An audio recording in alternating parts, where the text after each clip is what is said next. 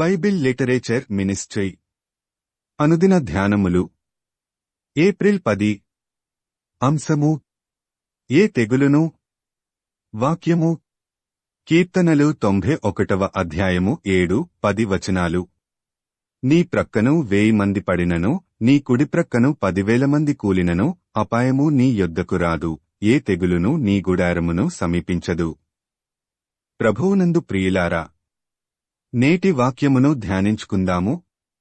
బైబిల్లోని వాక్యాలను అందంగా ఫ్రేమ్ చేయించి ఇంట్లో గోడలకు తగిలించుకుని సంబరపడిపోయే క్రైస్తవులు చాలామంది ఉంటారు.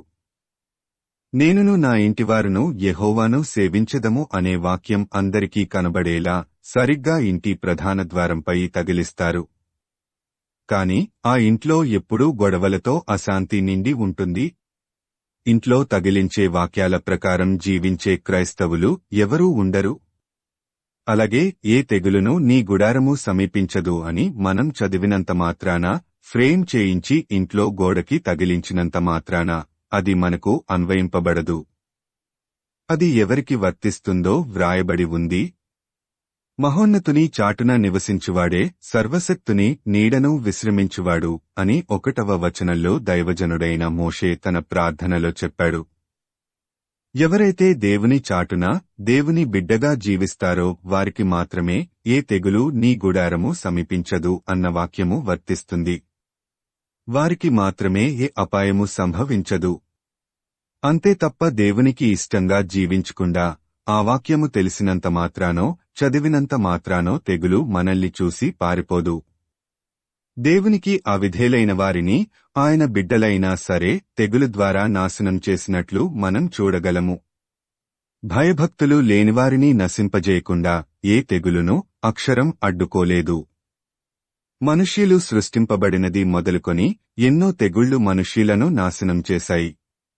నీవు నశించు వరకు ఈ ధర్మశాస్త్ర గ్రంథములో వ్రాయబడని ప్రతి రోగమును, ప్రతి తెగులును ఆయన నీకు కలుగజేయును. ద్వితీయోపదేశకాండము 28:61. దేవుని మాట వినకుండా ఆయన ఆజ్ఞలకు వ్యతిరేకంగా జీవించే వారిని నశింపజేయటానికి గ్రంథములో వ్రాయబడని తెగుళ్లు దేవుని దగ్గర ఎన్నో ఉన్నాయి. ఆయన దగ్గర ఉన్న ఆయుధాలలో తెగులు అతి భయంకరమైన ఆయుధం.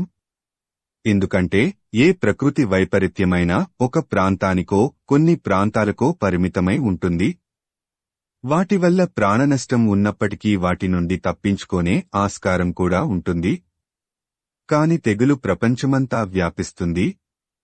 కాబట్టి దాని నుండి తప్పించుకోవడం చాలా కష్టం. తెగులు నుండి తప్పించగలిగింది తెగుళ్ల మీద అధికారముగల దేవుడు మాత్రమే.